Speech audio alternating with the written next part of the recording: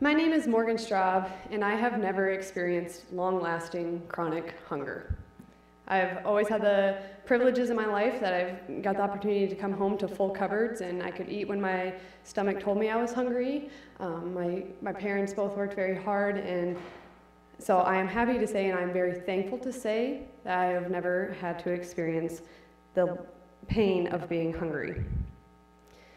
But it wasn't until that I started getting involved with my campus here at Dakota Wesleyan that I understood that hunger was present in my life. I've been surrounded by people that were hungry, and my parents often reminded me that. They often told me, be thankful for this food. Not everyone has that privilege in life, and they made sure that I understood that it was a privilege and something to be thankful for. But like I said, it wasn't really until I started getting involved and allowing myself to be aware that I understood how present hunger was in my life. My freshman year, a friend of mine came up to me and asked me if I wanted to get involved with a group called Universities Fighting World Hunger.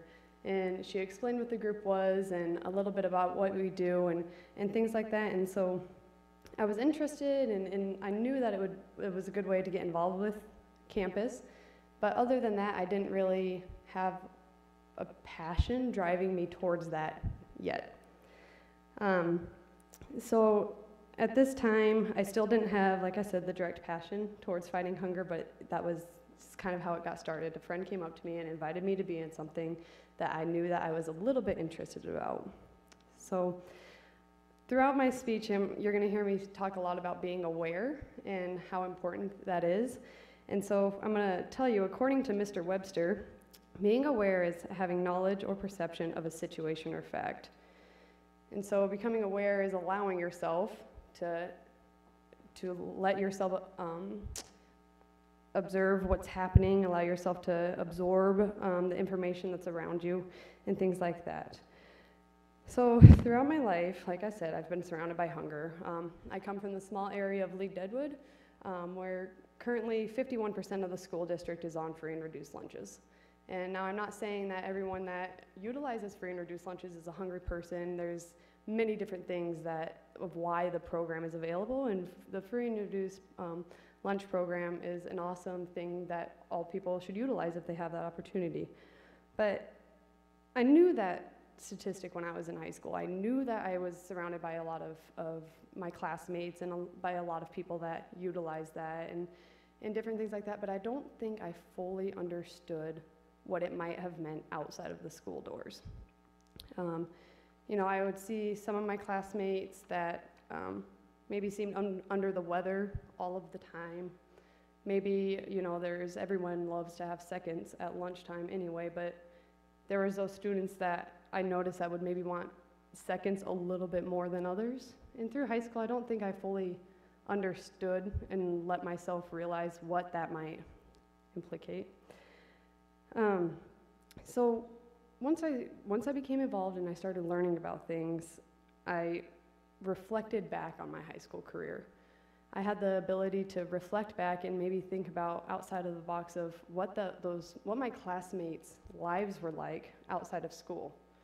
When I was in high school, maybe I didn't fathom that, my classmate that was sitting right next to me was going home hungry and wouldn't eat until he or she came back to school the next morning in hopes that he could make it in time for breakfast. While I was in high school, I also worked at a daycare after school. I worked with kids, infants, all the way through school-age kids when they would come over after school. And when you work with kids, you get to know their personalities. You get to know who they are, and then you also get to know, who might give you a little bit of a hard time more than others, or you might know walking into the daycare what child you're going to have a really hard time with. And while I was there, reflecting back, maybe when I would go to work and I would deal with that kid every single day that would give me a hard time after school. And maybe I just didn't understand. Maybe I just thought it was one of those kids that didn't want to be there. They didn't want to learn from me. They didn't care that they were there, and they had a bad attitude all of the time. Once you allow yourself to become more aware, you might realize that that's not the case. once you allow yourself to become aware and educated, you might realize that that child is hungry, that that child is dealing more outside of the daycare than what any little person should have to deal with in their life. So after becoming more involved with the university's Fighting World Hunger and growing a passion for hunger, I started to become more educated about it. I think one of the most valuable lessons that I've ever learned in my life has come from Dr. Vincent. Many of you are familiar with her. She spoke today, and many of my fellow classmates here have had her as a professor. But one of the most important things that I've learned in my life is the feeling of empathy. Empathy is the ability to understand how someone else feels. It's not feeling bad for someone. It's not saying, oh, I'm sorry that you feel that way. But it's putting yourself in someone else's shoes and thinking through the process of how they truly feel and how that situation might truly affect their life. So when all of these things come together, learning empathy, becoming aware, I think that's the equation of how my passion started.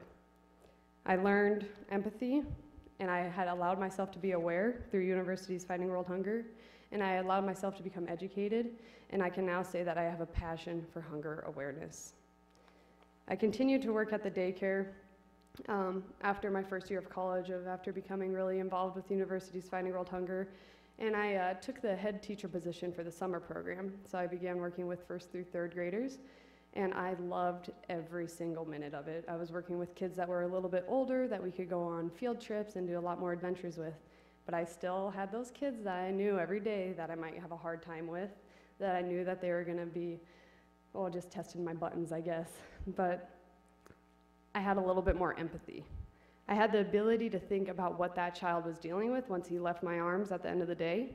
I knew that once I gave he or she snack, that maybe, possibly, that child, that was the last thing that they ate until that they'd be able to have breakfast in the morning.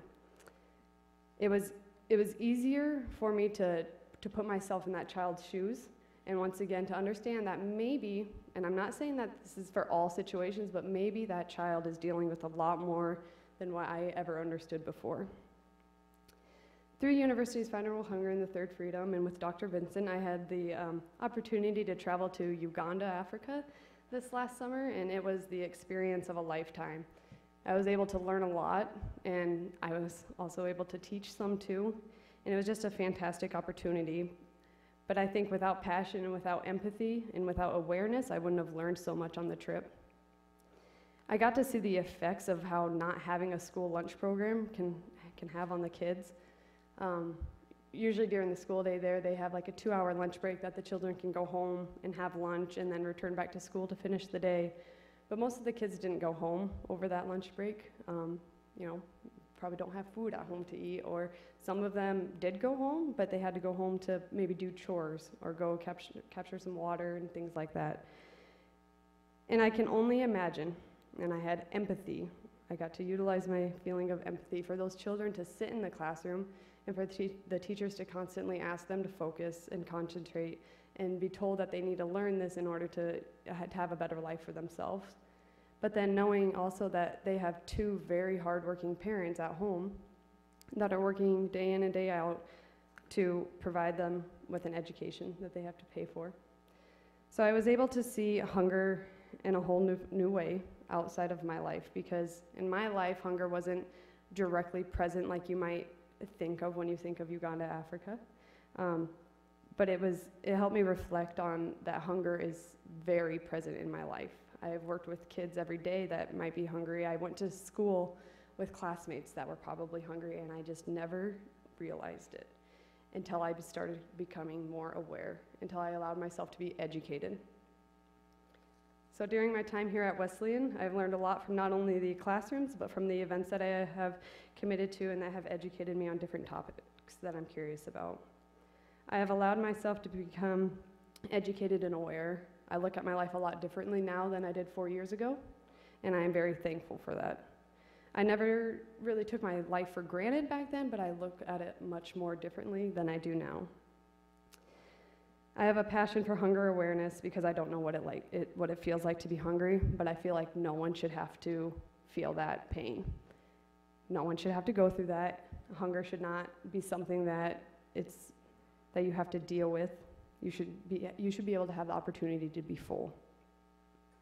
So as we sit here and we enjoy our soup and we enjoy this blessing, I encourage you to allow yourselves to be aware. I encourage yourselves to allow yourselves to be educated, and I encourage you to allow yourself to be passionate. My name is Morgan, and I have never experienced hunger.